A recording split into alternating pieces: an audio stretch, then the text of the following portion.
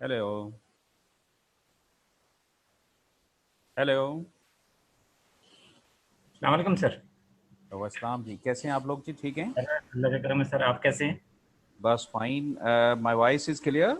Sir voice भी clear है और आपकी इसकी स्क्रीन शेयरिंग भी क्लियर है सर, सब ओके है सर। अच्छा अच्छा अच्छा अच्छा। Who is talking? Sir Shafiq बोल रहा हूँ, ICMP इस्लामाबाद सेंटर से। अच्छा अच्छा अच्छा अच्छा। फाइन। कैसे हैं आप? ठीक हैं? सर अल्लाह का करम है सर। तो आपने कितनी क्लासेस ली हुई हैं आप इससे पहले? सर तकरीबन मैं कोई 5-6 माह हो गए हैं सर मेरे पास। अच्छा अच्छा अच्छा अच्छा जी जी सर, डेली तकरीबन 6 से 7 क्लास मेरे पास होती हैं सर। अच्छा अच्छा अच्छा अच्छा। सही सही सही। ठीक है ठीक है। चलें, और ठीक चल रही हैं चीज़ें सब? सर अल्लाह का करम है, अभी तक सब कुछ ओके चल रहा है सर। चलें जी, वंडरफुल। थैंक यू, इंशाल्लाह। इंशाल्लाह सर। हाँ जी। Dear students, may I start my class?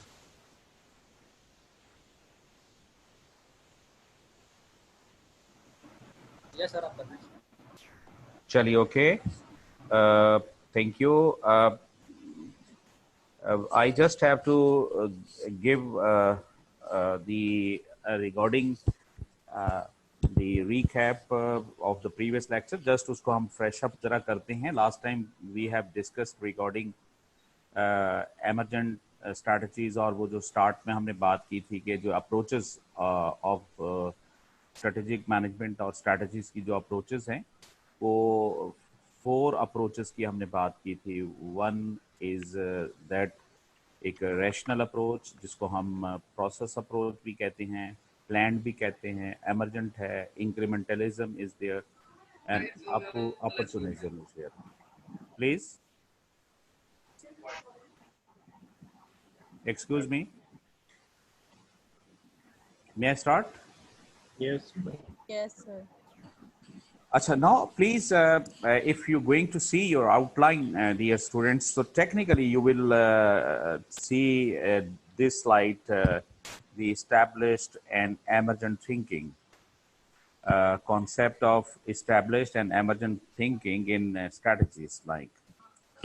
So, in fact, I just have added up like the strategic thinking. It means that we do need to form the long-term type of the thought, foresightedness, that what strategy we do need. So naturally, that the strategic thinking require some sort of the approach to think, and that would be just like divergent thinking is there, convergent thinking is there, lateral thinking is there, and as well as there is emergent thinking. The purpose basically is that whenever we have to decide, naturally we do need a thought, and how we and our brain basically is thinking, और उसमें divergent है, convergent है, lateral है, emergent thinking है। और इस तरीके के साथ हम स्ट्रैटेजी की जब फॉर्मुलेशन करते हैं और किसी ऑप्शंस को सिलेक्ट करते हैं for the decision making point of view, तो हम इस वे में चीज़ों को लेके चलते हैं। आज हम देखने की कोशिश करेंगे 2 या 3 चीज़ें इस हवाले के साथ। नंबर वन, तो एक हमारी ये इस्टेब्लिश थिंकिंग और एमरजेंट थिंकिंग के हवाले से। Then will be going to talk regarding the mission vision के हवाले से, उनमें जो हमारे गोल्स हैं, टाइप्स ऑफ गोल हैं, मतलब this would be the areas that today will be going to talk about.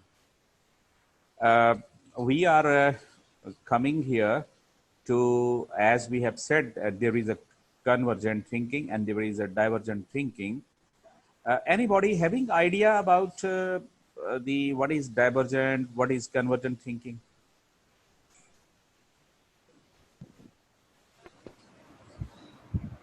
Sir Please. Divergent thinking होगी जो अपना क्रिट क्रिट इसे कह सकते हैं हम creative thinking. Uh, okay. Or what about convergent? Sir वो होगा मेरा ख्याल से कि अनफोर्सीन या इस तरह से कुछ। नहीं, अनफोर्सीन में क्या? अच्छा, एनी हाउ ये कुछ you are going to see heads like there is a modes of thinking, lateral, divergent and convergent. So this is what in the divergent thinking. यहाँ जरा थोड़ा सा जहन में रखिएगा, डाइवर्जेंट में ये क्वेश्चन है और ये देखें हम आइडिया इस हवाले से आइडिया, और we are trying to create a different type of idea. Mean that the question से हम मुख्तलिफ आइडियाज, और जितने हम डिफरेंट आइडियाज क्रिएट करने में कामयाब होंगे, और इसका मतलब हमारी उतनी ही थिंकिंग डाइवर्जेंट है. मैं उसकी एग्जांपल देना चाहता हूँ. फर्ज करें you have one individual or one group, there is one group who has created a 5 ideas, different ideas, and there is another group who has created 10 ideas different. Which one is more divergent one? 10 ji 10 ideas वाला.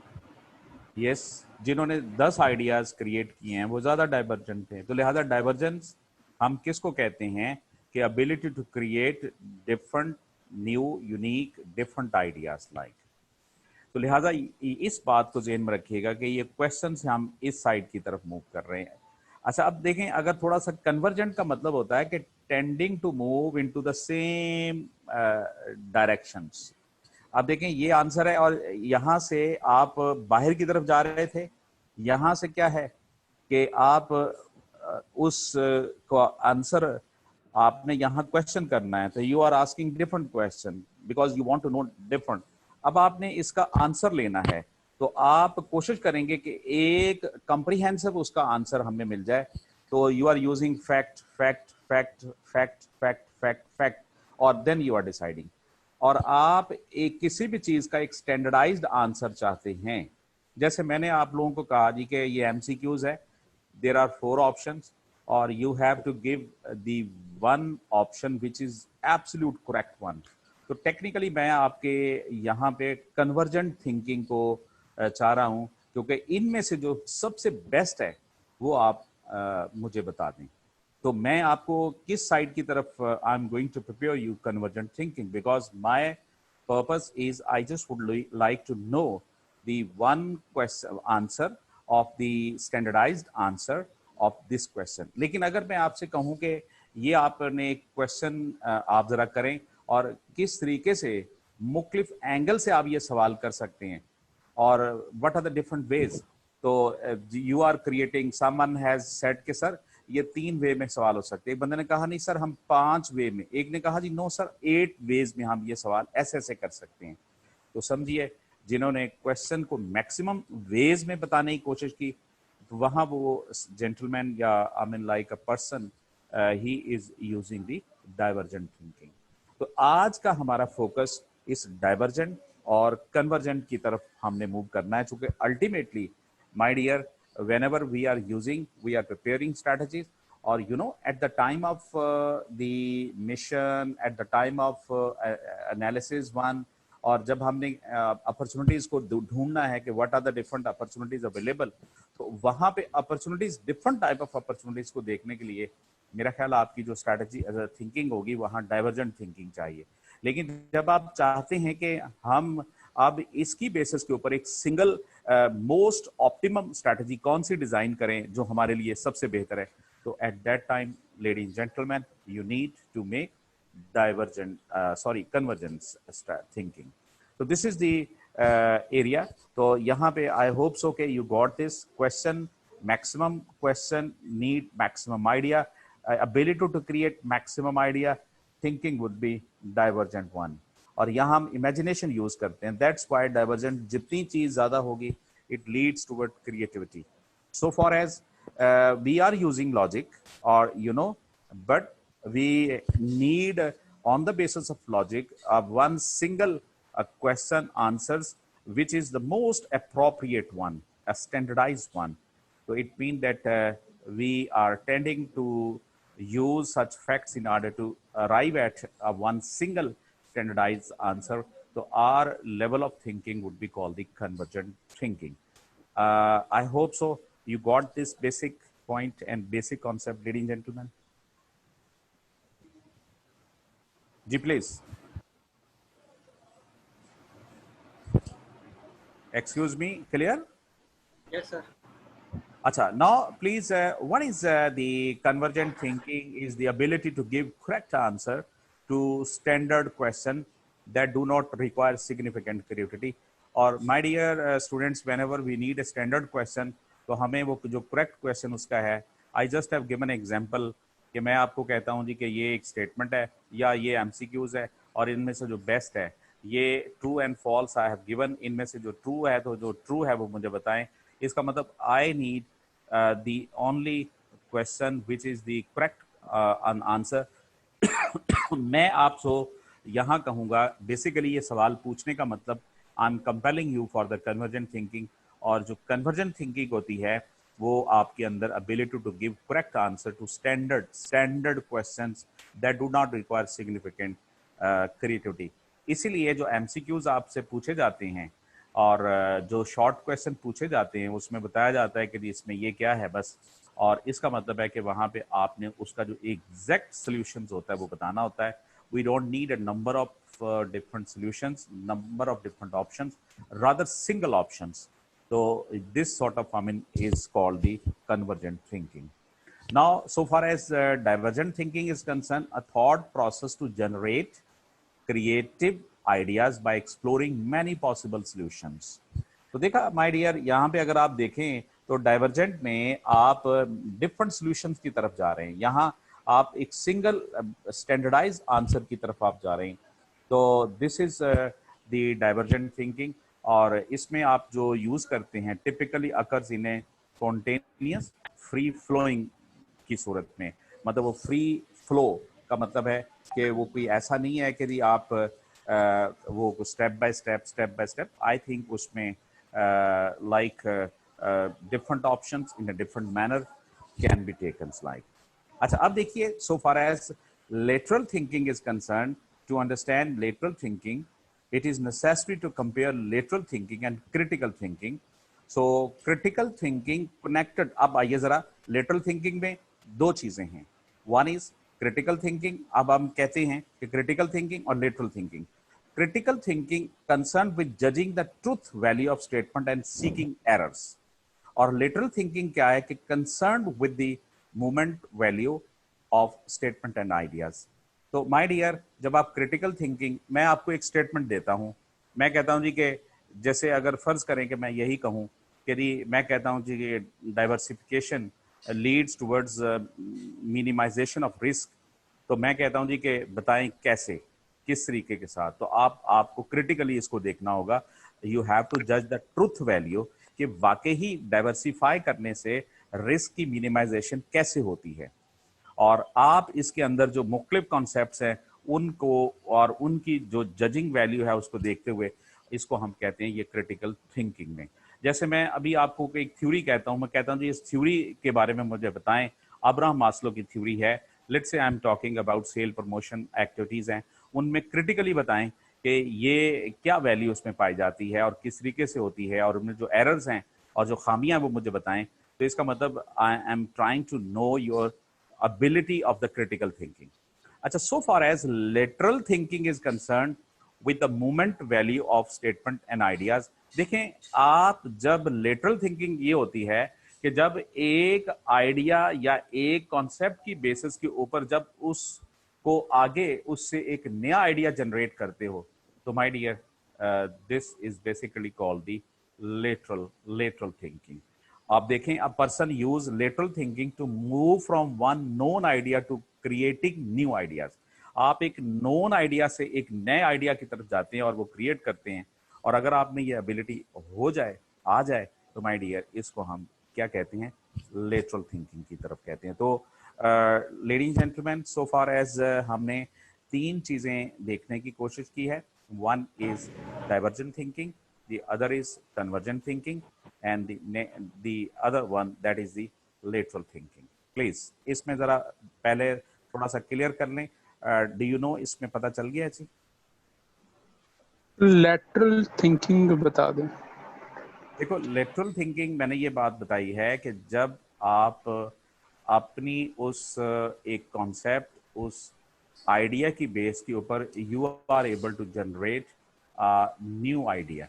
ठीक है, ये literal है, उसी को आपने use करते हुए एक और आइडिया आपने क्रिएट किया। आप सुनिएगा, अगर फर्ज करें आप कहते हो कि जी इन्फ्लेशन ये चीज है, और अब आपने इसी थ्योरी को, इसी कॉन्सेप्ट्स को आपने आगे अपने एक थॉट को क्रिएट करते हुए आपने कहा जी कि ये अगर इन्वेस्टमेंट इस तरीके से होती है तो चूंकि उसमें आप कंपाउंडिंग इंटरेस्ट इस्तेमाल कर रहे हैं या टाइम वैल्यू ऑफ मनी इस्तेमाल कर रहे हैं, तो ये इन्वेस्टमेंट आने वाले टाइम के अंदर ये इसकी वैल्यू में कमी आ जाएगी इस वजह से। रिड्यूस हो।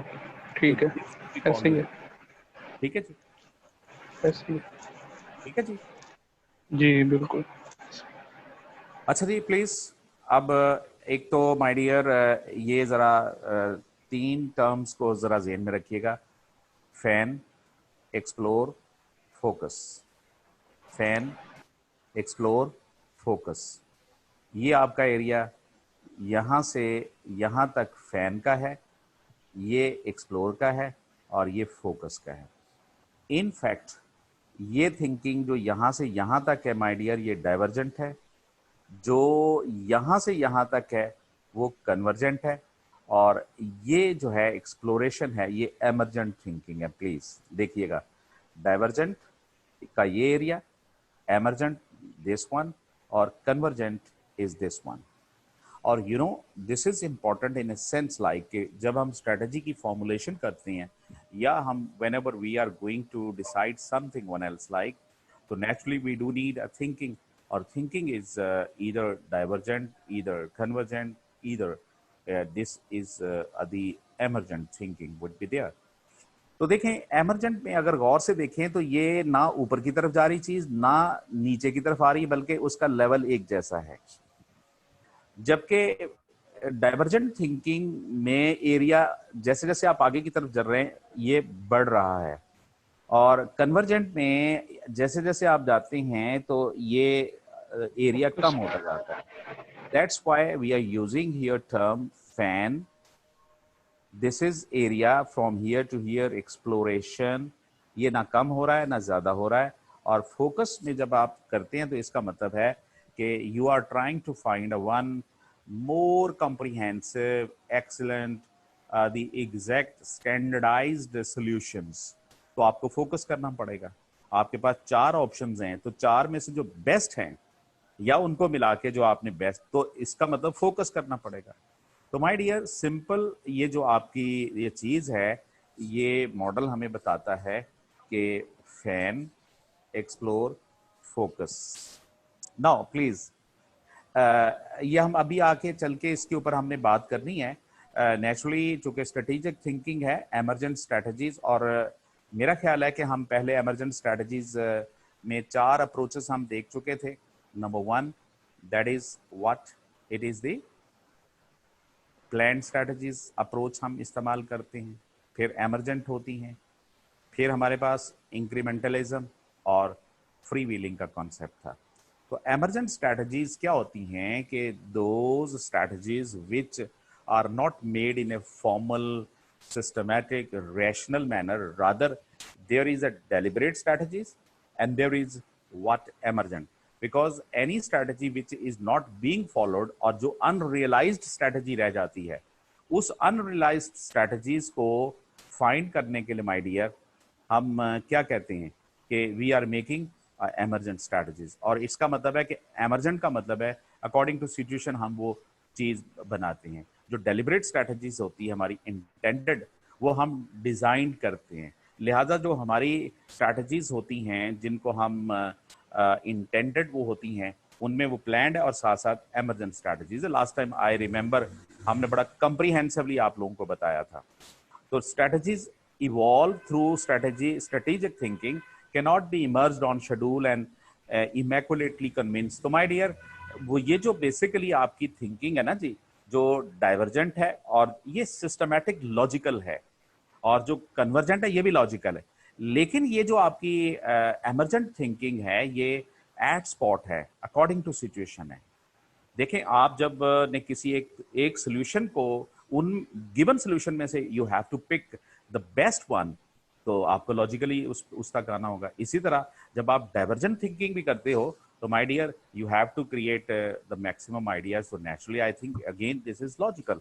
मैं थोड़ी सी बात आप लोगों पे अपनी इस बात की सपोर्ट में, ये देखें यहाँ पे क्या है, डाइवर्ट थिंकिंग, ठीक है ना जी, कि इसमें आप इस तरीके के साथ जा रहे हैं और यहाँ आप इस तरीके के साथ जा रहे हैं। अच्छा अब देखिए, likewise emergent strategies evolve through strategic thinking, cannot be merged on schedule। इसका मतलब है कि वो सिस्टमैटिक लॉजिकल इस तरीके के साथ नहीं होती। They must be free to appear at any time at any place in the organisation through I mean messy processes of the informal learning at various level of organisation. अब ये Messi processes क्या हैं कि ऐसे processes जो बड़े complex होते हैं, अचानक चेंज हो जाती हैं, और जाहिर बात है फिर आपको उन चीज़ों को करने के लिए आपको ये चीज़ करनी होती है। अच्छा जी, यहाँ तक आप लोग you got the point my dear? Yes sir. अच्छा जी, अब यू नो ये हमारे मॉडल्स बड़ा एक मतलब है इस हवाले के साथ है। This is street light, reframing, ये डाइवर्जेंट कन्वर्जेंट थिंकिंग यहाँ है, और ये जो फैन मैंने बताया था। फिर आगे क्या है आपका, ये फैन का एरिया यहाँ से यहाँ तक है, ये थी।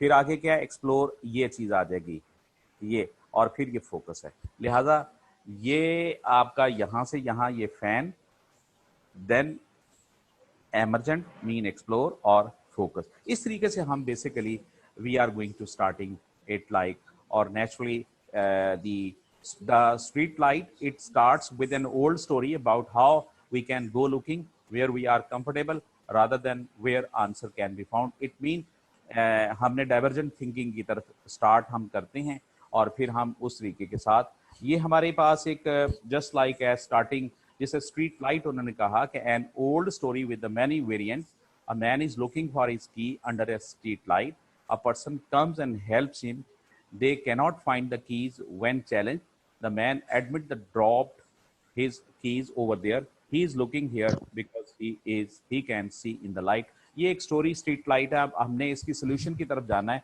तो सबसे पहले तो we are suppose to create the maximum ideas.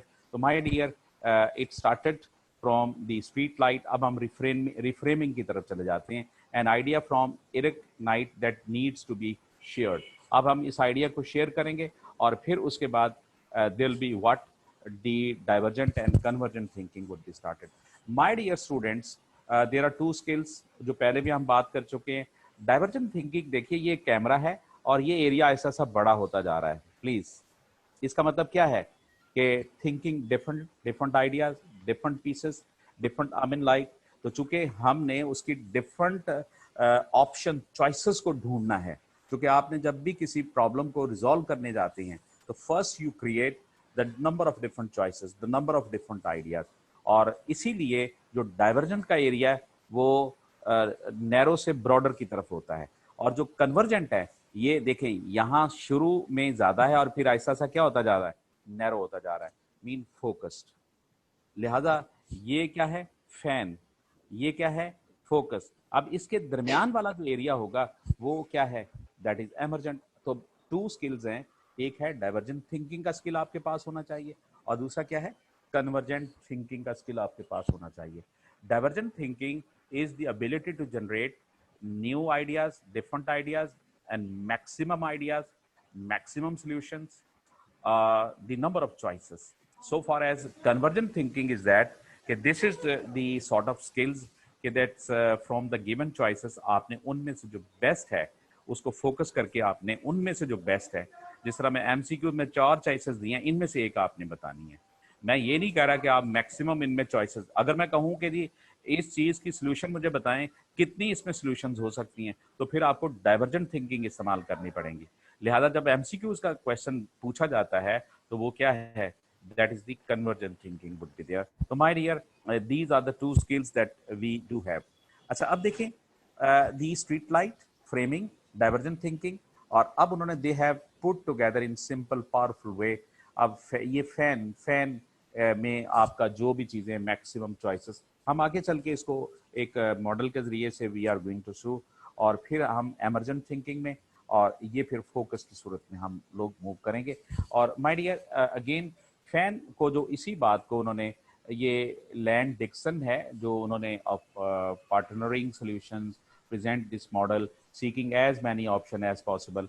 ये वाला एरिया माय डियर क्या है, दिस इज फैन। और जब भी लफ्ज हम फैन इस्तेमाल करते हैं तो यहाँ से मतलब डाइवर्जेंट थिंकिंग है, mean you have to create maximum solution, this is divergent thinking is there. और देन अब आइए, जहां आपने किसी चीज की मैक्सिमम जो ऑप्शंस हैं वो क्रिएट कर ली तो माय डियर इसको ट्रांजिशन पॉइंट कहते हैं। और वेयर फर्ज करें मैंने एक क्वेश्चन किया, उसकी पॉसिबल 7 चॉइसेस बन गई हैं, मजीद उसके चांसेस नहीं हैं और हम समझते हैं कि इतनी चॉइसेस इज अप्रोप्रिएट वन, तो माय डियर उसको हम क्या नाम देंगे, transition points we call them.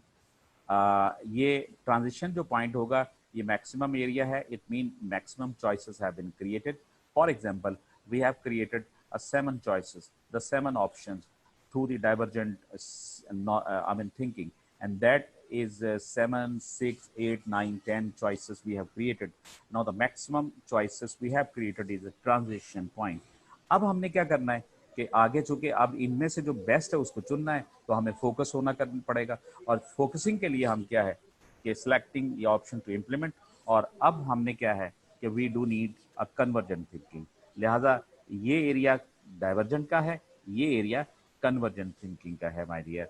So now the next is, ये उसी हवाले के साथ है, ये मतलब मुख्तलिफ जो चीज़ें हैं, preconceived ideas, lack of creativity है चूँकि हम इसमें कोई डिफरेंट नहीं सोच रहे।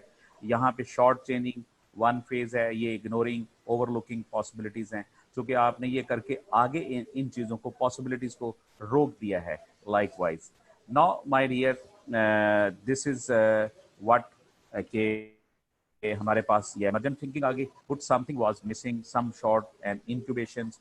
और फिर उसके बाद अब आइए ये एक्सप्लोरेशन की तरफ हम, ये वो दरमियानी पीरियड है माय डियर, इसको ज़रा ये वाला एरिया है। ये मैं ज़रा थोड़ा सा इसको बता दूं, एक्सप्लोर जब आप करते हैं तो देखें ये कोई लॉजिकल नहीं होता, आपने किसी चीज़ को स्टेटिस्टिकल एनालाइज किया, इंटीग्रेट किया, flow chart, leapfrog, relate, attack, abrogate, visualise, expand, so masticate, so categorise, so superimpose, so extrapolate, short sorting की, जेक्सटापोज कर दिया आपने। तो ये तमाम की तमाम किसी चीज़ को 2 से ज़्यादा चीज़ों को मिला के इकट्ठा कर देना इंटीग्रेट है, स्टेटिस्टिकल एनालिसिस, फ्लो चार्ट बनाया, लीप ग्राफ, ये मतलब these are the different ways that you are trying to explore something one else like.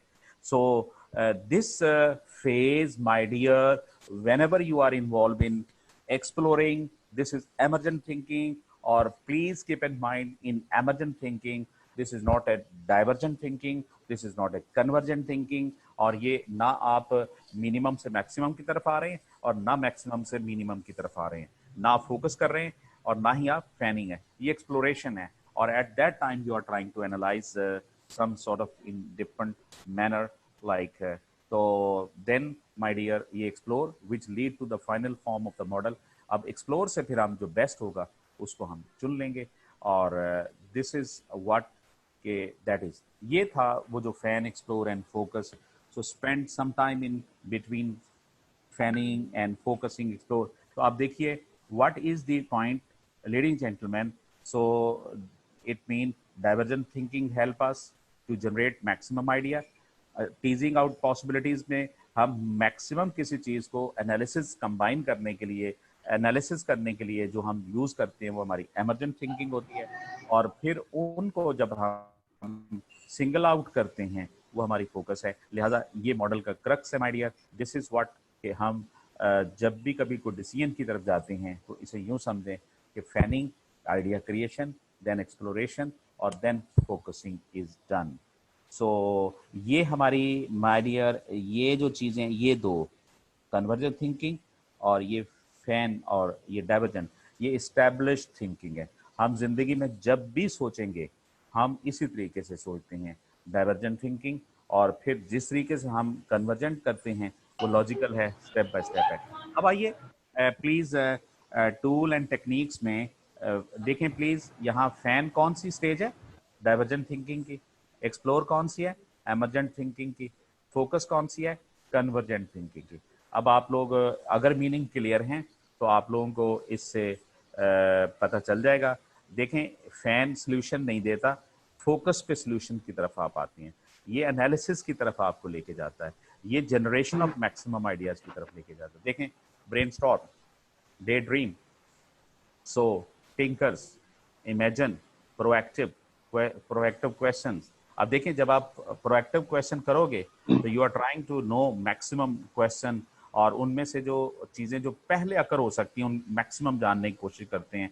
Gap analysis, case studies, seeing what other did, ये आपकी तो idea behind the divergent thinking is to create maximum choices. और फिर हम क्या करेंगे, exploration में क्या है, हम 5 वेज में जाके पूछते हैं what, when, where, 6 thinking heads, stakeholders analysis, risk analysis, sort analysis, mind mapping, force field analysis, forced analogy, just like ratio analysis you are doing. So this is explorations. और then focus। अब देखें, focus में हमने cost benefit analysis करके अब हम एक decision पे आ गए कि ये इसका बेनिफिट ज़्यादा है, कॉस्ट कम है, लिहाजा इसको चूज कर लें। जैसे आप लोग capital budgeting technique you people are using, you are using payback period, you are using like the NPV technique, you're using IRR, you're using profitability index. Let's say you are using the break-even point. So finally, on the basis of the break-even point, by applying, you come to know that this project is more beneficial one.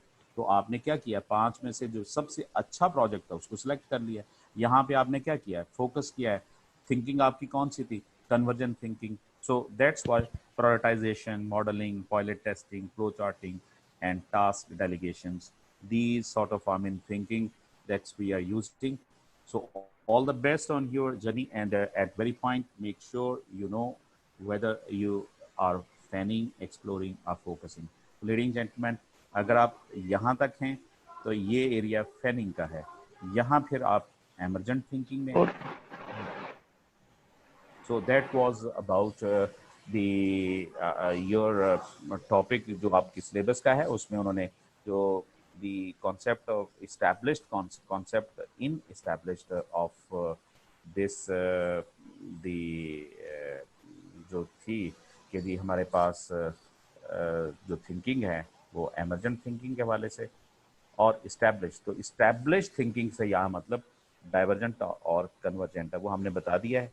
और this is the way now, please if you like. अब थोड़ा सा इसकी application my dear सिर्फ ये है कि आप अगर गौर से देखें तो हम जब भी स्ट्रेटेजिक मैनेजमेंट में कुछ स्ट्रेटजीज के एनालिसिस की तरफ जाते हैं या उनमें से पिक करना होता है, तो किसी जगह हम यूज़ कर रहे होते हैं आई मीन डाइवर्जेंट थिंकिंग, किसी जगह कन्वर्जेंट थिंकिंग, किसी जगह हम एमर्जेंट थिंकिंग। तो एमर्जेंट थिंकिंग हमारी अनफोर्सीनेबल टेक्निक्स हैं जो हम कुछ सिस्टमेटिक नहीं है। मतलब आपने कहा जी फ्लो चार्ट इस्तेमाल कर लो, ओके कर लो। आपने कहा जी कि इसमें से हम ये वाला हम यूज कर लेते हैं, तो choice is up to UP, और that is not systematically step by step नहीं उसमें होता जी। प्लीज सर ये फैन का कोई एब्रिविएशन होगा या वैसे ही नहीं, ये बस उन्होंने मेरा फैन इज मीन के अगर आप उसकी पीछे से आगे की तरफ अगर आप देखें, ये एब्रिविएशन नहीं है, ये बस मतलब है कि जी अगर आप उसकी पेडेस्टल फैन कोई देख लें कि पीछे उसका एरिया और आगे जरा चौड़ा हो जाता है, बस उसको उन्होंने उस सेंस में यूज करना है। तो नैरो टू ब्रॉडर की तरफ जब आप जाएंगे तो उन्होंने यहाँ फैन का लफ्ज इस्तेमाल किया है। It mean divergent thinking would be there. जब आप ब्रॉडर से नैरो की तरफ होंगे इट मीन फोकसिंग है, और it mean whenever you are going to focus mean you have a different choices, and among the choices you find the best one। तो कौन सी थिंकिंग इस्तेमाल होगी, कन्वर्जेंट। अच्छा आप देखिए बड़ा इस मॉडल को जरा थोड़ा सा माय डियर इस पे आ जाएं, ये चीज क्लियर कर देगा ना। देखें ये देखें यहाँ चॉइसेस आप लेके आ रहे हैं मुख्तलिफ, ये यहाँ एक करें idea number 1, idea number 2, idea number 3, idea number 4, idea number 5, ये आपका आ गया ट्रांजिशन पॉइंट मैक्सिमम, और फिर आप उसको एक्सप्लोर कर लोगे डिफरेंट, और फिर इन में से एक्सप्लोर करके जो बेस्ट है उसको आप सेलेक्ट कर लोगे। ये फैन, जहां फैनिंग है डाइवर्जेंट थिंकिंग इस्तेमाल होती है, जब एक्सप्लोर करते हो तो एमर्जेंट थिंकिंग है, और जब आप उन में से जो बेस्ट है उसको चूज करते हो तो वो कन्वर्जेंट थिंकिंग इस्तेमाल होते हैं। आई hope so that would give you immense and clarified knowledge. Yes, sir. Yes, sir. Idea जो मेरा ख्याल है, ये वैसे तो साइकोलॉजी का, माइंड साइंसेस का क्वेश्चन है, लेकिन हमने इसको सिर्फ इस रिस्पेक्ट में आप लोग, मेरा ख्याल है कि यू शुड नो कि what is convergent thinking, what is divergent thinking, what is lateral thinking, what is critical value जो थिंकिंग होती है, और एमर्जेंट। क्योंकि अगर आपको एग्जाम में एमसीक्यूज में कोई वो चीज़ सिलेक्शन के पॉइंट ऑफ व्यू से मतलब है कि जी जहां आप एनालिसिस करने जाओगे तो एनालिसिस के ऊपर आपकी कौन सी थिंकिंग इस्तेमाल होगी?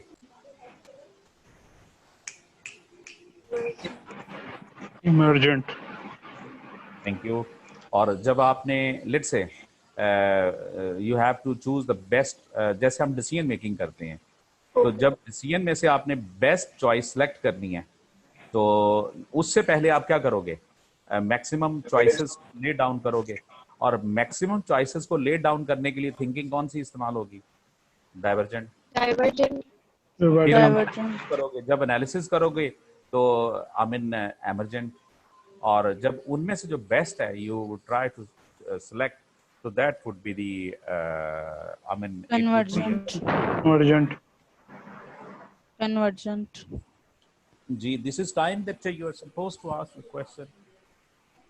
मैम अभी कन्वर्जेंट बोल रहे थे। Ma'am you are from Karachi? Excuse me, Sir, I am Yes. from Lahore. You are from Lahore? Yes, जी जी, sir. मैं आपने मुझे म्यूट किया हुआ है। अच्छा, आई एम सॉरी। मैं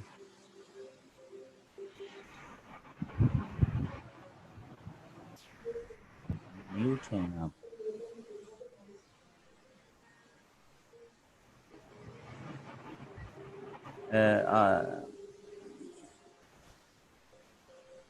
मैंने ही हैंड रेस किया है। सर अभी तो मेरा ख्याल ठीक हो गया क्योंकि उनकी आवाज आ रही है। जी सॉरी। सर मैं कह रहा हूँ कि Yes, शायद sir. अब Okay. ठीक हो गया होगा। जी बच्चों ठीक है Yes, आप? sir. Okay. Okay. Okay. चलो जी, welcome. Sir I hope so कि जरा पार्टिसिपेशन रहनी चाहिए। कैसा अब इसका सिनेरियो, आप आर यू फीलिंग इजी? मेरा ज़ाती तौर पे ये कॉन्सेप्ट थोड़ा सा टफ है, चूँकि ये प्योर कोई हमारी स्ट्रेटेजिक मैनेजमेंट का टॉपिक नहीं है, दिस इज साइकोलॉजी का बेसिकली टॉपिक है। जी जी Yes, sir. Sir, जी जी team is here, sir. जी जी।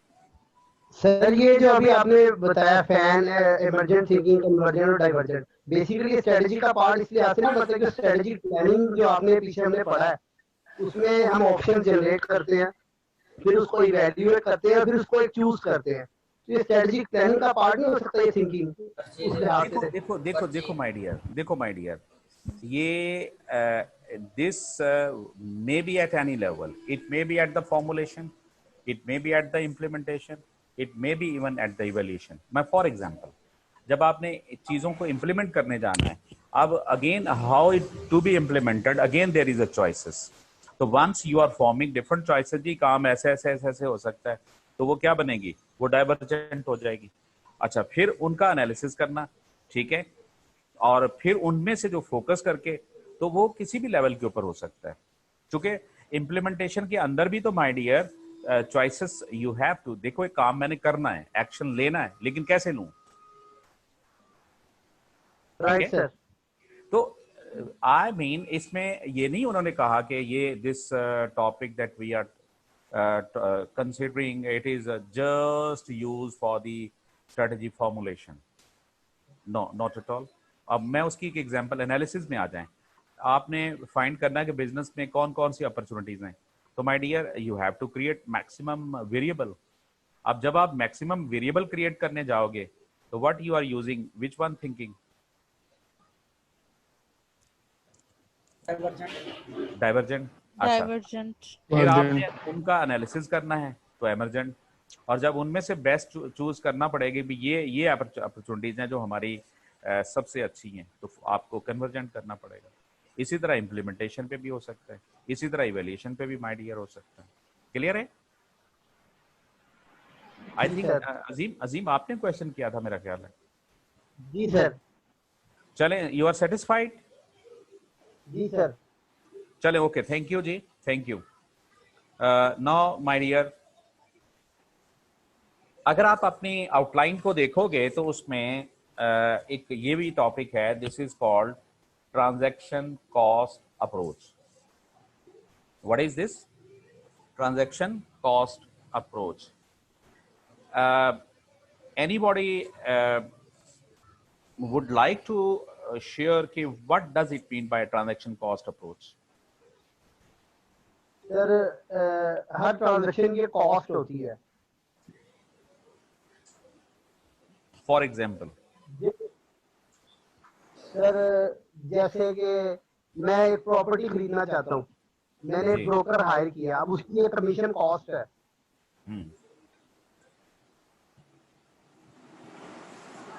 अच्छा, वो ट्रांजैक्शन कॉस्ट, उसको आप कह रहे हैं।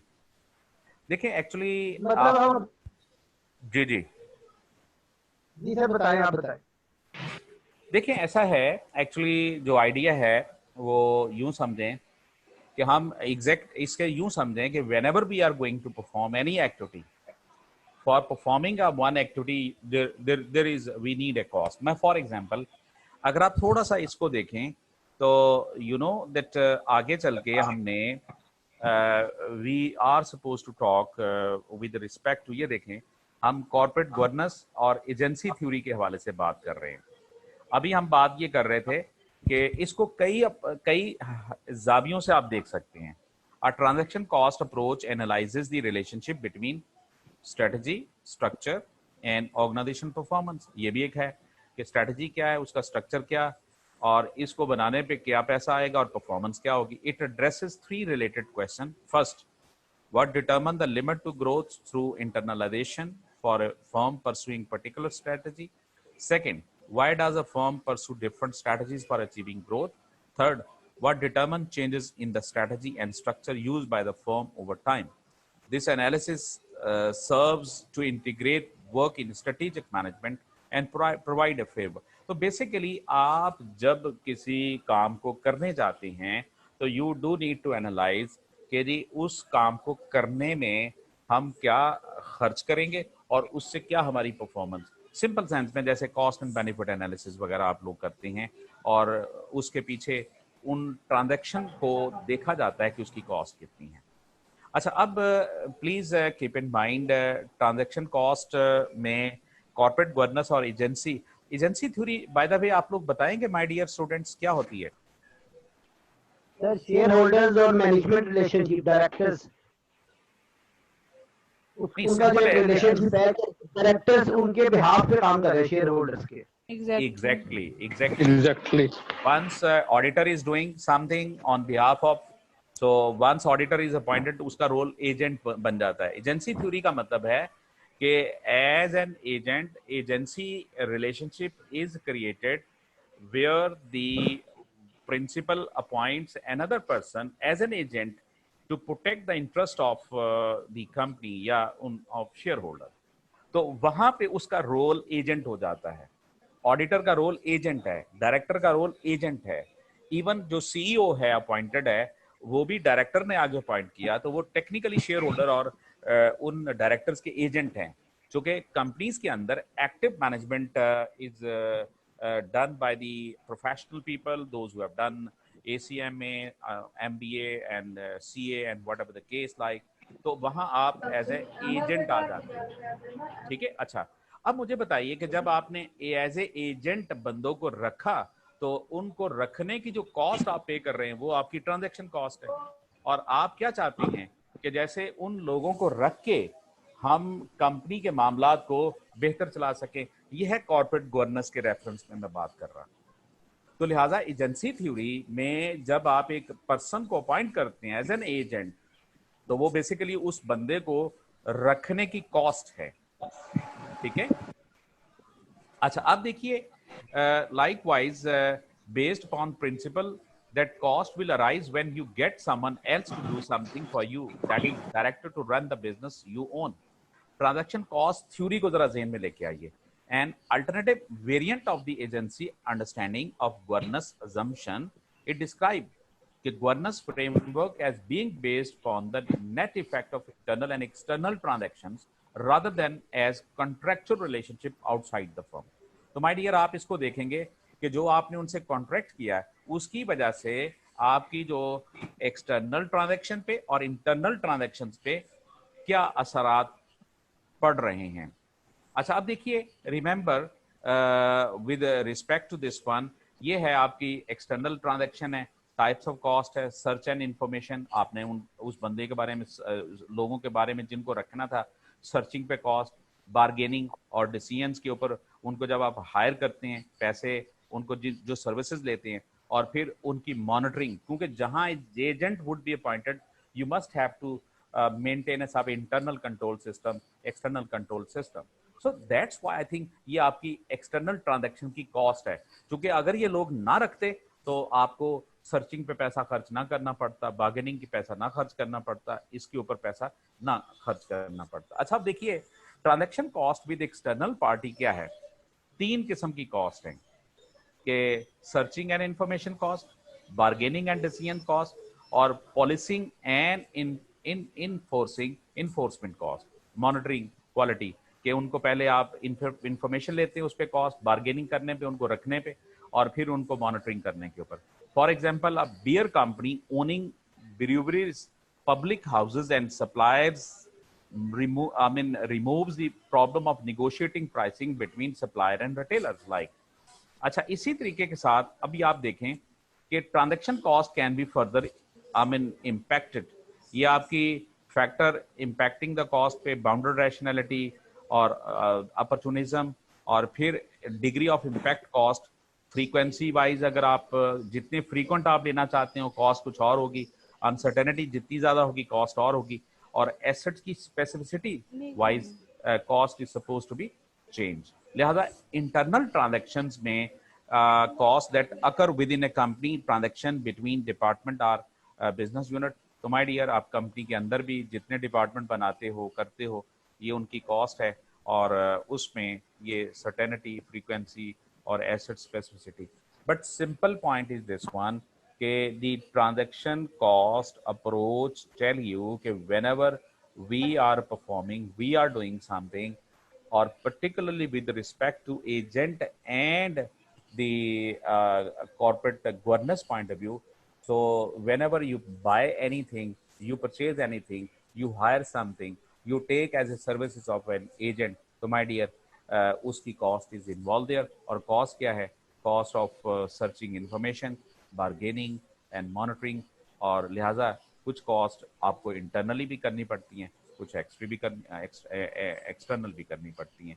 तो आई होप सो कि these all points you have to be kept in mind with respect to this one.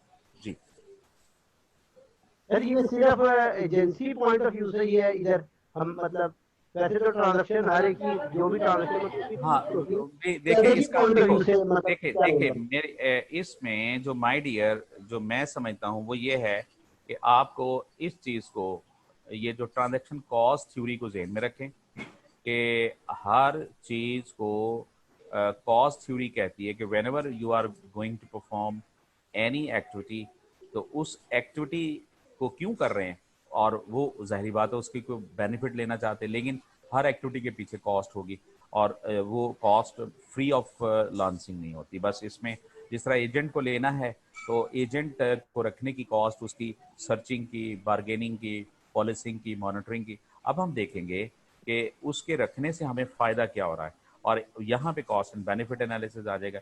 But every performing event, every performing an activity, so we have to incur a cost. और वो cost 2 type की हो सकती है, this में भी internal, this में भी एक्सटर्नल. क्लियर? Okay sir.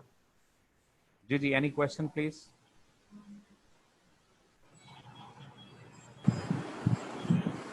आगे चले जी. जी sir. Please now this is mission and vision, और इसी में हम आई रिमेम्बर मैंने आप लोगों को कहा था कि जी like at the very top पे कौन सी चीज होगी, vision. From the vision we derive mission, from the mission we derive goals, from the goals we set our objectives. तो लिहाजा वी एम जी ओ, वी एम जी ओ, vision, और आगे mission, गोल, objective. ये अपनी तरफ से एक बना लें बस. ये कोई मैं रिकमेंडेड बुक से नहीं कोई चीज इस तरह बता रहा, just to memorise in your mind. Vision, और please keep in mind this is a bit contradictory in most of the books. आपको कुछ बुक्स ऐसी मिलेंगी जो मिशन को टॉप पे वो कहती हैं, ठीक है, लेकिन जो मेरी सर्चिंग है, जो मेरी अंडरस्टैंडिंग है, वो ये है कि vision is at the top, and from the top, from the vision we derive the mission, और from mission we derive goals, from goals we then set the objectives, or objectives are then naturally या गोल और objective. गोल और objective में सिर्फ यही difference है कि जो ऑब्जेक्टिव है वो ज़्यादा स्पेसिफिक होता है, गोल जनरल होता है. वो हम आगे चल के we are going to share with you people regarding this. Clear? आगे चलें जी. अच्छा जी, please you can see such just pics which is just elaborating it like ये हमारे विजन को शो करता है, और ये देखिए ये हमारा क्या है कि मिशन है कि हमने to achieve this one. This is vision, this is missions like. अच्छा, अब देखें एक और पिक्स को देखिएगा. What does this pic shows कि आपका, एक्सक्यूज मी अजीम, Yes, आप sir. सुन रहे हैं? यस अच्छा, सर. जी जी. देखिए ये विजन है, विजन के अंदर आप मिशन को फिट कर रहे हो, और ये what this lies mission showing that a mission is part of vision basically. तो we am is derive from vision. If you want to achieve your vision, you have to make your mission, or mission mean that the mission is what through achieving your mission you move towards visions line. तो मेरा ख्याल है ये जो दो pics हैं particularly, ये हमने सेपरेट किया, ये हम देख रहे हैं फॉर साइटेड दूर से. This is our mission, or again that pics basically is showing कि जी the vision, see the future before it happens, see the future before it happens, or naturally you are seeing your future. Our future is your vision, mean what you would like to be in the future for the next 20, 30, 40, 50 जो भी है. एक company जिस purpose, जो चीज mind में, philosophy, thinking में उनके थी, और जो वो बनना चाहते हैं, वो है उनका विजन और मिशन. अच्छा, अब देखिए हम अपनी इस क्लैरिफिकेशंस के लिए डियर स्टूडेंट्स वीड लाइक के, because this is one of the most hot debate. mission is what for developing mission of any project or organization, the following two questions answers should be written. और number one क्या है कि what are we going to do, how are we going to do. keep in mind ये इसके अंदर what we want to be का जिक्र नहीं है. हम क्या हैं, what is our business. You are talking about the status quo of your business, the present existence of your business. It is a creed statement. ये आपका belief है कि हम ये हैं जी, हम क्या हैं. So you have to describe your business. So what we are, what are we going to do, what are we going to do it, ये आपका मिशन है. अच्छा, अब देखिए once we talking what is a vision statement. So my dear, vision statement identifies where the organization intends to be in future.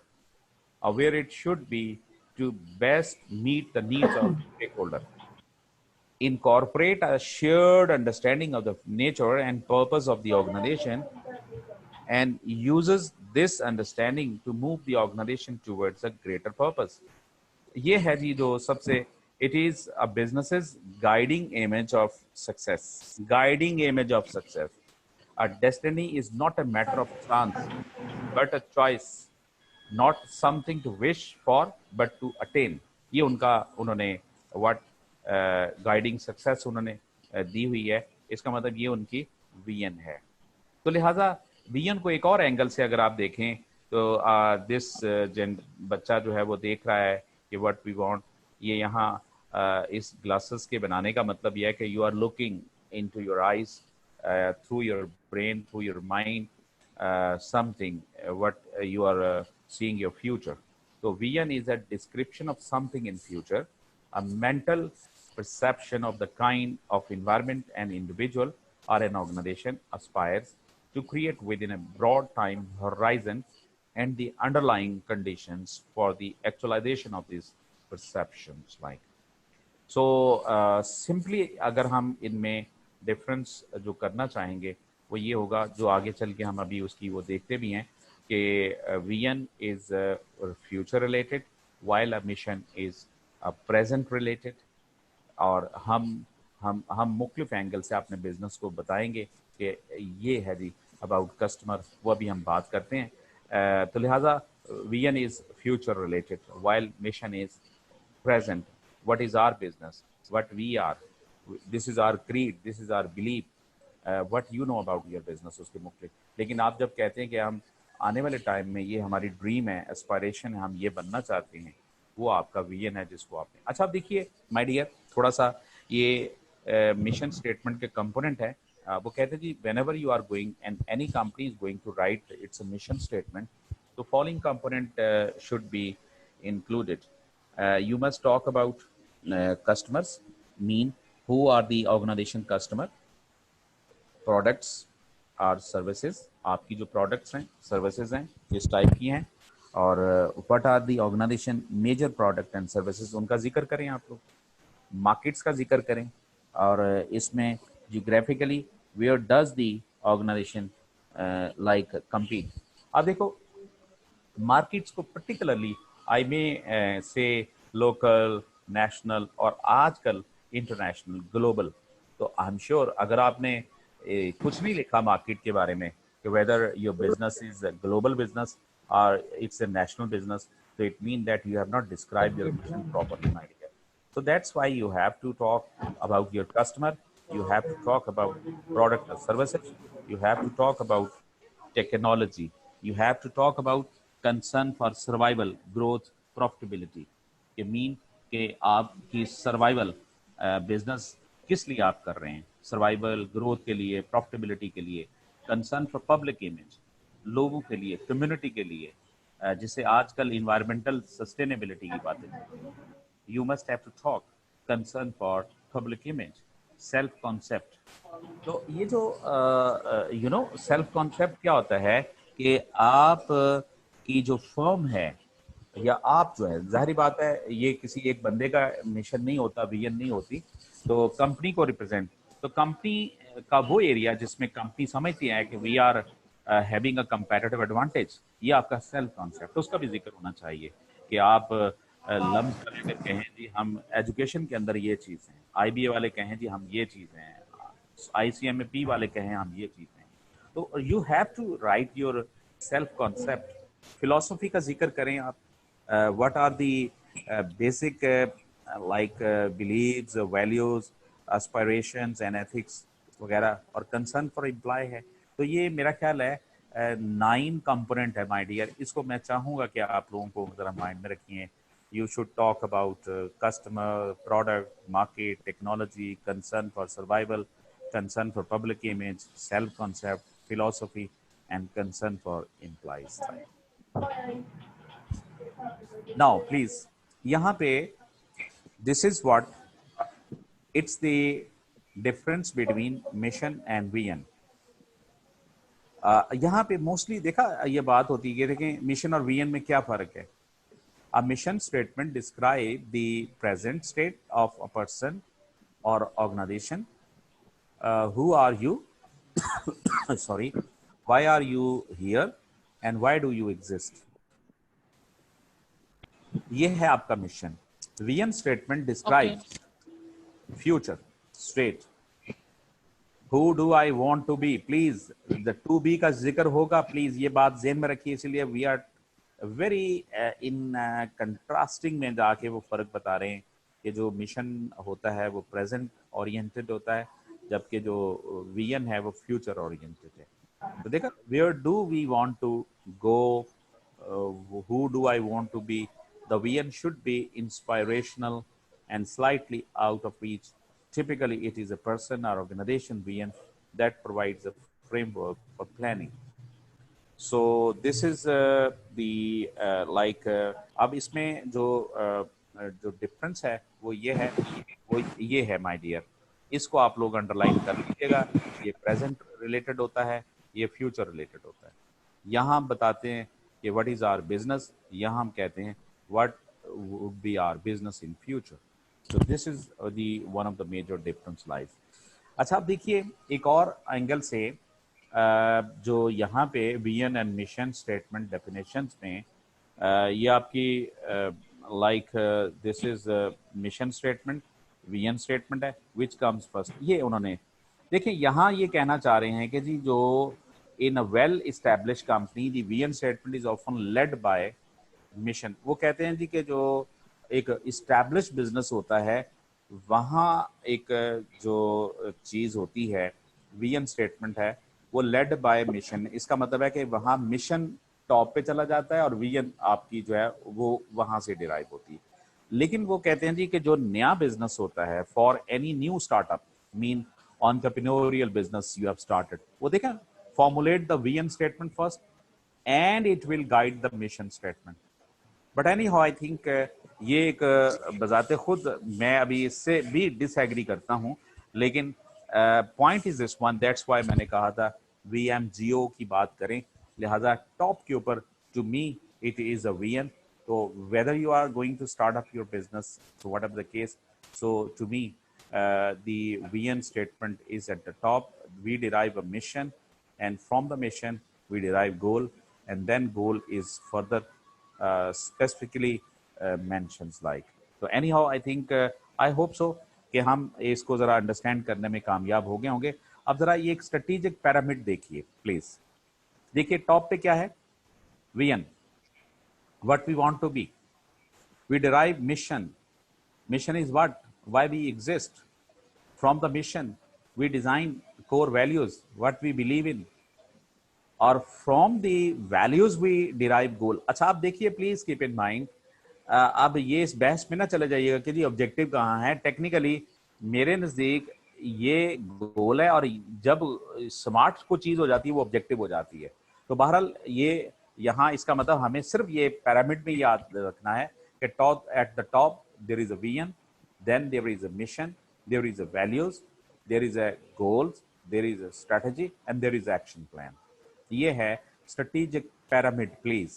strategic pyramid, vision, mission, values, goal, और then चलो अगर goal और objective में और फिर strategy हम बनाते हैं और फिर उसमें action plan की तरफ हम move कर जाते हैं.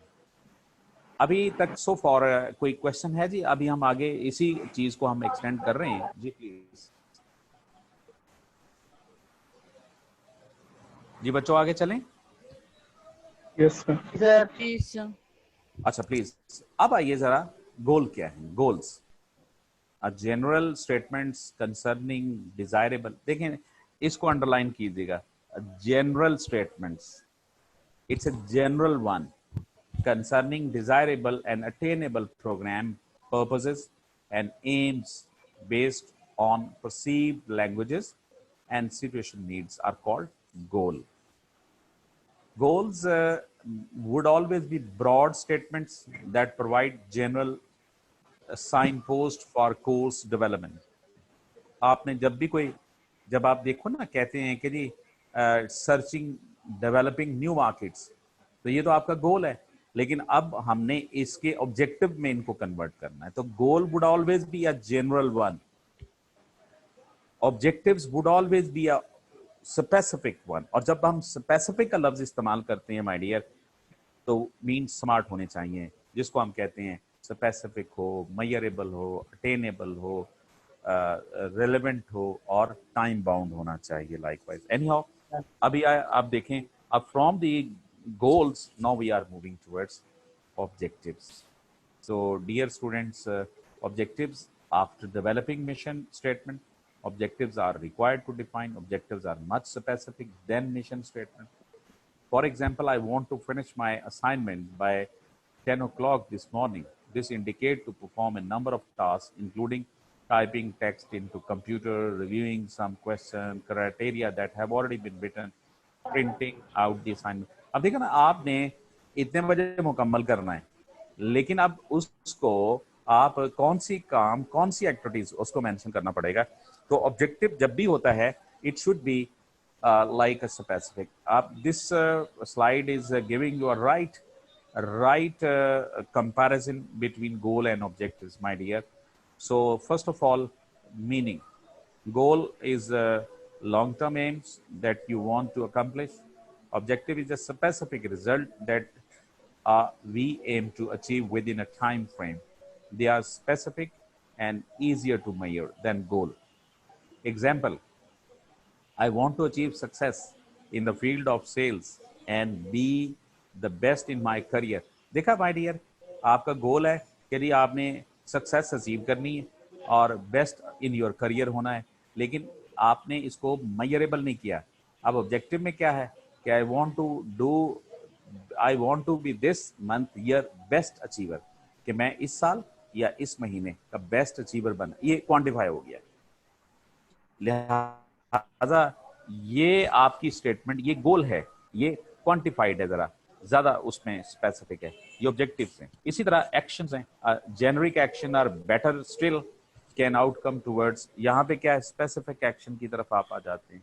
मेजर में गोल्स में नॉट बी स्ट्रिक्टली मेजरेबल, जबकि ऑब्जेक्टिव्स क्या होंगे, मेजरेबल होने चाहिए और टेंजिबल वन होने चाहिए। मतलब आप ये कहेंगे कि हम सेल बढ़ाना है, ये तो गोल है, लेकिन आप सेल कब तक बढ़ाएंगे, how much, in terms of time, in terms of like rupee या वट एवर द केस, उसको आप मेजरेबल। लिहाजा टाइम फ्रेम जो गोल का होगा, relatively it would B longer term, while that objective would be shorter term. Like in the defense of this goal and objectives discussions, my dear, आप देखें, ये देखिए, ये मोर जनरल है, इधर आप जाएंगे मोर स्पेसिफिक है। जैसे जैसे आप इधर आते हैं, ये गोल्स हैं और ये ऑब्जेक्टिव्स हैं। तो माय डियर, सिंपल, आप जब एक बहुत स्ट्रिक्ट सेंस में आपसे जब कहा जाए कि difference between goal and objective, तो तब आप बताएंगे कि ये रिलेटिवली ज़रा लॉन्ग टर्म होता है, वो शॉर्ट टर्म होता है, ऑब्जेक्टिव मेजरेबल होता है, और ये जनरल है, वो स्पेसिफिक है। That these are the a certain point that we have with respect to। अच्छा, एक बड़ा ये ब्राउन्स ने element for a sound objective दिए हैं। जैसे वो कहता है जी कि इसके एलिमेंट्स हैं वो ये होने चाहिए कि सब्जेक्ट का पता हो, हु, परफॉर्मेंस, व्हाट का पता हो, कंडीशन, वेयर का पता हो, मेजर, हाउ, और क्राइटेरियन, हाउ वेल। तो स्मार्ट के साथ साथ माय डियर स्टूडेंट, आप ज़रा इसको भी ज़रा जहन में रखें, ठीक है, कि सब्जेक्ट कि किसने करना है, हु, क्या करना है, कहाँ, हाउ और हाउ वेल। अच्छा, आप देखिए, जब आप बात कह रहे थे कि विनिंग अ वॉर विन करना, ये तो आपका ऑब्जेक्टिव तो नहीं है ना जी। अब ये तो गोल है। इसको अब आप कन्वर्ट करो इसमें कि लाइक द स्मार्ट की सेंस में, और या फिर ये ब्राउन्स एलिमेंट है, subject, performance, condition, measure and criteria. तो आई होप सो कि ये जो आपकी पिक है, ये आपको असल में हेल्प आउट करेगी कि goal is a bit more general while that the objective is more specific one। तो ये एलिमेंट यहाँ ले आएं और स्मार्ट को यहाँ ले आएं। ये चीज़ें गोल में। लिहाजा मेजॉरिटी एक बात ज़हन में रखिएगा कि बहुत सारी दुनिया की मोस्टली बुक्स गोल और ऑब्जेक्टिव को एक सेंस में बताती हैं, लेकिन जब कभी वेरी टाइनी सटल किस्म की, बारीक किस्म की अगर डिफरेंस पूछा जाएगा, क्योंकि एमसीक्यूज में वो चीज़ आ सकती है कि जी what is difference between like objective and goal, तो फिर हमें बताना पड़ेगा। लेकिन माय डियर, अदरवाइज मैं भी हो सकता है दोनों अल्फाज एक ही जगह इस्तेमाल करूं कि जी वो companies goal, companies objective, but the major difference is that companies goals would be more general one while objective would be more specific one। एक और मैंने आप लोगों को जरा क्लैरिफाई करने के लिए ये एक पीपीटी ऐड की थी। देखिए, अगर आप देखें, आपका नीड एनालिसिस हुआ, identify what learners need English for, ठीक है। यहाँ से आपने अपने ये गोल निकाले, और जो असल बात बताने की थी, goal have been converted into objective 1 2 3, objective 2, इसके तीन ऑब्जेक्टिव। लिहाजा ये जनरल है और ये स्पेसिफिक है, और this is what state the need of the student in terms of realisable goal for programme, और ये context suitable and precise objectives होते हैं। लिहाजा माय डियर, ये जनरल है, ये स्पेसिफिक है। So this is about today's. तो I just would be going to talk, आज अगर हम देखें तो 3 चीज़ों को माय डियर मैंने आप तक पहुंचाने की कोशिश की है, और उनमें एक तो एमर्जेंट थिंकिंग और इस्टेब्लिश थिंकिंग को हमने देखा है, और सेकंड हमने transaction cost approach mean transaction cost theory को देखने की कोशिश की है कि आप जब भी कोई करने जाते हो कोई भी काम, और नेचुरली उसमें कॉस्ट इन्वॉल्व होती है, और आप देखते हो कि कौन कौन सी कॉस्ट में भी दिया। जी प्लीज अजीम। जी प्लीज सर, जिस तरह आपने वो स्लाइड में दिखाया कि mission is the part of vision, तो हमने आगे भी देखा कि goals and objective are followed by mission. ये गोल्स और objective are part of mission. देखो मैंने आपको क्या ये मिशन का पार्ट है? देखिए हाँ, क्यों नहीं, वो इस तरीके के साथ। मुझे बताएं, पंजाब जो है सूबा, वो पाकिस्तान का हिस्सा है? बिल्कुल। तो माय डियर, ये उसी तरह ही बात है ना। क्लैरिटी के लिए पूछ रहा था जी, क्लैरिटी के लिए पूछ रहा था। हाँ नहीं मैंने भी इसीलिए आपको एग्जांपल बताने की ऐसी कोशिश की है। हालांकि हम कह रहे हैं कि जी पाकिस्तान तो फेडरल गवर्नमेंट है, अच्छा फिर उसके अंदर प्रोविंसेस हैं और पंजाब भी है। इसी तरह जब हम बात कहते हैं कि किसी कंपनी के टॉप के ऊपर, तो नेचुरली उसके जो नीचे जो है वो भी उसका हिस्सा। अच्छा अब देखिए, बात है कि आपने विजन बनाई नहीं, तो मुझे बताओ अजीम, मेरा ख्याल बड़ा इलॉजिकल बात हो जाएगी ना कि आप कहें जी ये हमारा मिशन है। मेरा ख्याल मिशन कहाँ से निकलना चाहिए? विजन। अच्छा, जितनी अच्छी विजन होगी मेरा ख्याल है उतना अच्छा मिशन बन सकता है ना जी। ओके, अच्छा अब उनमें से जो 9 हमने बातें की हैं कि जी customers, products, market, concern for people, concern for employees, so reason, concern for survival and so on like. तो ये हमने, आप लोग सुन रहे हैं ना जी मुझे? यस जी सर। सर, सुन रहे हैं। अच्छा, तो सुन माय रहे हैं। डियर, अब उसमें बताएं, अच्छा अगर आपने you have not formed your mission, again this is funny thing कि आप कहें जी मैं गोल अपने सेट करने जा रहा हूं but I don't know mission. तो हमें पता चला माय डियर कि जो हमारे ऑब्जेक्टिव, या यहाँ अब जब हम ऑब्जेक्टिव और उसकी बात कर रहे हैं तो इसे एक ही सेंस में लें, लेकिन naturally you derive your goal and objective from your mission, और मिशन की डेरिवेशंस विजन से होती है। दैट्स व्हाई मैंने कहा था दैट इज वीएमजीओ, इसको कर लें, ठीक है। तो सर एक और क्वेश्चन है। जी सर एक और क्वेश्चन है। Welcome gentleman. अच्छा सर, वो हमने पीछे जितना पढ़ा था, आपने भी बताया था start of the lecture, first lecture में पहले हम विजन बनाते हैं, फिर मिशन, उसके बाद एनवायरमेंटल स्कैनिंग करते हैं, फिर इम्प्लीमेंटेशन, फॉर्मुलेशन, इम्प्लीमेंटेशन और फिर अल्टीमेटली इवैल्यूएशन। ये जो गोल और ऑब्जेक्टिव वाला हमारा जो सेटअप है ये किस फेज में आएगा? मतलब बेटा अभी जो लास्ट स्लाइड आपने दिखाई है इसमें जो है एनालिसिस नीड, तो ये एनालिसिस नीड जो है ये एनवायरमेंटल स्कैनिंग लग रहा है मुझे। देखो देखो, बात ये हो रही है कि नेचुरली एज ए होल ये सारी जो डिस्कशन है ये आपकी स्ट्रेटेजी फॉर्मुलेशन का हिस्सा है। अच्छा, अब so for as environmental scanning की जरूरत है तो माय डियर, अभी चूंकि मैं मिशन पढ़ा रहा हूं तो मैं इन्वायरमेंटल एनालिसिस का जिक्र नहीं कर रहा आपके साथ। अच्छा, लेकिन मुझे बताएं कि आपने गोल सेट करने हैं।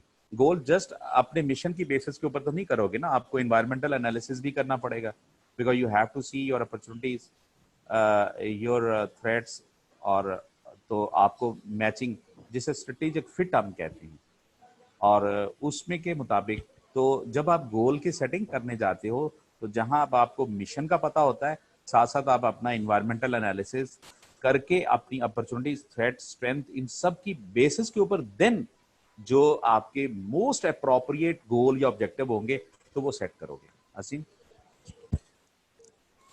क्लियर है? ठीक है, थैंक यू। तो चूंकि मैं अजीम इस वक्त ओके सर। मैं चूंकि आपसे बात ही मिशन विजन पे कर रहा था, इस वजह से मैंने इन्वायरमेंटल एनालिसिस का जिक्र ही नहीं किया। ठीक है, तो मैं इस वजह से इसको सर वो लिखा हुआ था ना, असल में स्लाइड में लिखा था एनालिसिस नीड्स, वो जो लास्ट स्लाइड हाँ आपने नहीं, दिखाई, इस लिहाज से वो माय डियर, ये मैं इसको मैं क्लैरिफाई करता हूँ। देखो, बात ये है कि मार्केटिंग वाले जो प्रोडक्ट बनाने की कोशिश और कस्टमर को जो डिलाइट और सेटिस्फाई करना है, तो सेटिस्फेक्शन तो बाद की बात है, पहले उनकी नीड को देखा जाएगा ना, क्योंकि whole marketing is based upon creating and I mean the need of the customer. अच्छा, अब नीड क्या है, इसी तरह आपका इन्वायरमेंटल एनालिसिस भी है, वो भी एक नीड, तो नीड से पता चलेगा कि जी आप क्या हो, क्या है आपकी जरूरतें, मतलब उनमें गोल भी आ गया, सब कुछ आ गए, वो चीजें करनी है आपने, सॉरी, उसकी अपॉर्चुनिटीज वगैरह, then you are going to set your like a goal. तो बहरहाल बात यह है कि नीड एनालिसिस करेंगे तो आप देन यू डिसाइडेड योर। अच्छा, आप जब नीड एनालिसिस जाओगे तो अगर आप, मैं थोड़ा सा इसको कहना चाहूँ तो मिशन आपका कौन सा बन गया, नीड, ये कंपनी की नीड है, और इन्वायरमेंटल एनालिसिस जो है वो नीड ऑफ द कम्युनिटी है, क्योंकि आपका इन्वायरमेंट पेस्टल कह रहा है जी, लीगल इन्वायरमेंट ने आपके ऊपर डिक्टेट कर दिया कि नहीं जी ऐसा, अब आप उससे भाग नहीं सकते ना, तो वहां से निकालनी पड़ेंगी कि which one are the opportunities. अभी आप देखें, पेंडेमिक ने नीड आपकी क्रिएट कर दी ना कि नहीं जी ऐसा नहीं, अब स्कूल वाले कहें जी हम तो ऐसा नहीं, वो अब उनको करना पड़ रहा है कि जी एक एक दिन कोई या क्लासेस की साइज को रिड्यूस कर रहे हैं, या एक बच्चों को एक दिन बुलवा के अगले दिन दूसरे बैच को बुलवा रहे हैं। अब ये क्यों कर रहे हैं? because it's a pandemic and that was the environment basically is compelling you, and in now that you have to set your goal keeping in view the direction of the government and the health and other sort of thing. So that's why I think this is what the need analysis mean, कि वो जो forces हैं जो आपको impose कर रही हैं, super impose कर रही हैं, तो you cannot ignore such sort of thing, gentlemen. अच्छा सर, वो जो दूसरा था मैं, ये रिसोर्स बेस्ड स्ट्रेटेजी वो भी हमने पढ़ना है ना, क्योंकि इस बुक में रिसोर्स बेस्ड पहले है, ट्रांजैक्शन कॉस्ट अप्रोच बाद में है। बेटा जी वो, हाँ जी, वो पढ़ना है। उसके लिए जो रिसोर्स बेस्ड स्ट्रैटेजीज है ना, उसमें एक मॉडल है वरियो, ठीक है, मतलब वो है असल में ये आपकी इंटरनल स्ट्रेंथ और वीकनेसेस को डिटरमिन करने की एक रिसोर्सेज बेस के ऊपर आप कर रहे हैं। जैसे आप बैलेंस शीट अपनी देखो, बहरहाल वो पढ़ना है अभी हमने जी। ठीक है सर, थैंक यू। हाँ जी, please. Now this is time to elevate and to make more clarifying your mind if you like to ask what that। अच्छा, तो बात में ये कर रहा था, इसका ओवरव्यू मैंने ऐसे करने की कोशिश किया है कि आज हमने 3 चीजें पढ़ी थी। एक तो हमने थिंकिंग की बात की, अब मेरा ख्याल है आज कंफ्यूजन नहीं होनी चाहिए, डाइवर्जेंट थिंकिंग की, कन्वर्जेंट थिंकिंग की, लेटरल थिंकिंग, एमर्जेंट थिंकिंग, और ये लेकिन वो मॉडल जो है वो बड़ा खूबसूरत है कि हम क्या है, fan, explore, focus, where focus convergent thinking use, where explore emergent thinking, और एमरजेंट जो थिंकिंग होती हैं वो अनफोरसीनेबल पॉसिबिलिटीज को एनालाइज करने के लिए जो चीज़ होती है, वो जो भी हम उसमें एक्सप्लोर करते हैं, कंबाइन करते हैं, इंटीग्रेट करते हैं और एनालिसिस करते हैं। जैसे आप रेशो एनालिसिस कर रहे हैं तो वो आपका एक बेसिकली कौन सी है, आप वहाँ एमरजेंट इस्तेमाल कर रहे हैं, उनमें से कौन सी रेशो इस्तेमाल करनी है, और आप उसमें फ्लो चार्ट कर सकते हैं, स्टैटिस्टिकल एनालिसिस कर सकते हैं, रिग्रेशन माइट बी, कोरिलेशन में be used, and many other type of qualitative, non-qualitative like approach might be used, interpolate, extrapolates like juxtaposing आप कर सकते हैं। ये सब टेक्निक्स आपके पास, ये बिल्कुल लॉजिकल इस तरह नहीं है कि जी एक के बाद ये करो, ये लीनियर की सूरत में नहीं है कि मैं कहूँ जी स्टेप 1 पे ये करना है, स्टेप 2 पे फिर ये अप्रोच, स्टेप 3, ऐसा नहीं है। These are all independent and you are free to select and to use and to arrive at any. So this is exploration. Exploration से पहले क्या है, फैन है, और फैनिंग जब भी आप करोगे वहाँ आपकी इस्तेमाल कौन सी होती है, that's you are using your divergent thinking, like, so this is the thinking you have the divergence, like, ठीक है। तो इस तरीके के साथ we do have the explanation some sort of thing, और फिर ट्रांजैक्शन कॉस्ट की हमने बात कर ली। और फाइनली आज मेरा ख्याल है अब there should not be a confusion at all. हमने विजन पढ़ लिया, मिशन पढ़ लिया, और इन दोनों का डिफरेंस हमने जान लिया, प्लस हमने गोल जान लिए और ऑब्जेक्टिव्स को जान लिया। जी please, we have a time, कुछ थोड़ा सा क्रिएटिव क्वेश्चन प्लीज कर लीजिएगा। I will be thankful to all you people. who are the people who are sitting belonging to Karachi? Please, would you like to talk at the moment? Are there the students sitting from Karachi? Ji, please.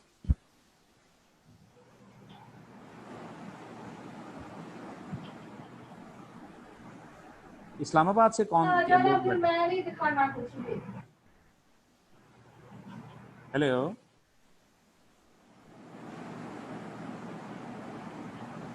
आज कितने लोग हैं जी? 16। Sir mission का जरा ये बता दें, mission का। मिशन जी is whenever you write the mission describe what is company, so it is like a creed, mean जो कंपनी बिलीव करती है कि हम ये हासिल करना चाहती हैं। मिशन मस्ट बी ब्रॉडर, और ये प्रेजेंट को शो करना चाहता है कि मतलब है कि जो बिजनेस अपना ब्रॉडर पर्सपेक्टिव में अपने आप को डिस्क्राइब कर रहा है। मसलन आप बताओगे कि हमारी प्रोडक्ट क्या है, कस्टमर के बारे में हमारा क्या ख्याल है, एम्प्लॉइज के बारे में, आपका बिजनेस क्यों स्टार्ट किया, फिलॉसफी क्या है, सेल्फ कॉन्सेप्ट क्या है, एंड सो ऑन लाइक। तो ये मिशन है, mission must be broader one. जी सर एक क्वेश्चन कर लूं? अजीम, इससे पहले मुझे मैं पूछना है कि कराची वाले लोग कितने हैं यहाँ बैठे हुए?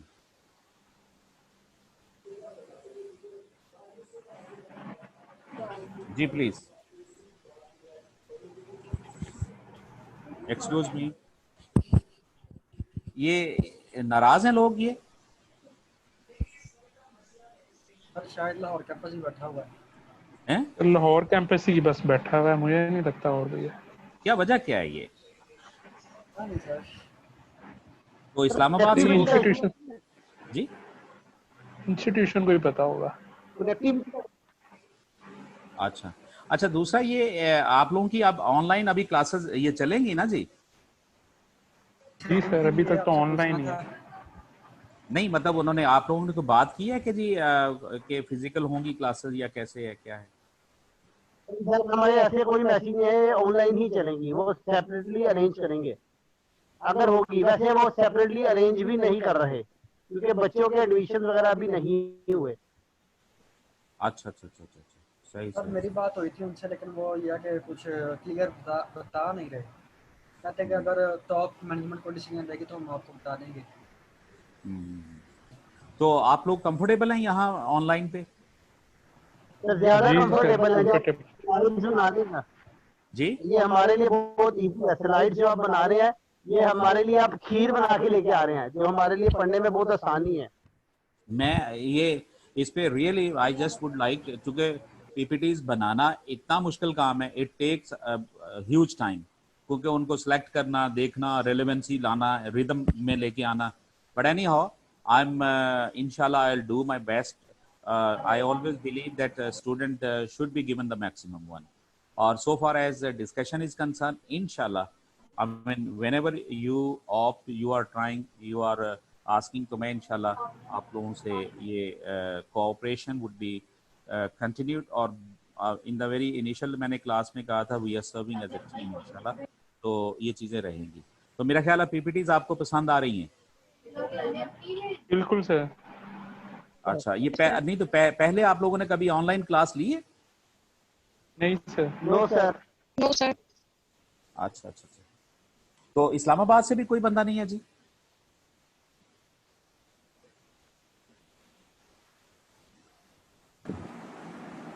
Is anybody is from Islamabad, please?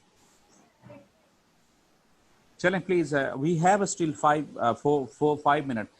Azeem, camera नजर आ रहा होता है, आप जो कॉल करते हैं स्टूडेंट्स ऑनलाइन होकर चले जाते हैं, मेरा ख्याल है कि ऑनलाइन ऑन करके फिर इधर उधर हो जाते हैं, ऐसा तो नहीं हो रहा कि वो आप इस टाइम के ऊपर जो फिगर है वो 16 की आ रही है, आई डोंट नो. तो फिर सर अगर आप व्यू नहीं शायद कर सकते तो वो इधर उधर हो जाते हैं फिर स्टूडेंट्स ना ऑन करके. नहीं, अब पॉइंट इज दिस वन, मेरा ख्याल देखने की, मैं तो खैर ऑडियो पे ही कर रहा हूँ मैं, तो आप लोग भी ना मुझे देख रहे हैं ना मैं आप लोगों को देख रहा हूँ वैसे तो वैसे अब बाकी आप लोग और कौन कौन सा सब्जेक्ट ले रहे हैं? सर मैं तो यही ले रहा हूँ, मेरा तो ये आखिरी है. जी बेटा, आप कुछ बताने लगे थे. सर ऑनलाइन तो यही ले रहे हैं, स्टडी मैनेजमेंट। अच्छा अच्छा अच्छा अच्छा. चलें जी, ओके. इंशाल्लाह कल जो है मैं आप लोगों को कोशिश करूंगा कि मॉर्निंग में ही आप लोगों को पीपीटी शेयर हो जाए, ठीक है? और प्लीज आप लोग अपनी शेयरिंग करें मेरे साथ, डिस्कशंस करें. इंशाल्लाह I will try my level best to give you maximum. Thank you sir. Okay जी, thank you. Okay, good luck, thank you, खुदा हाफिज़, अस्सलाम वालेकुम.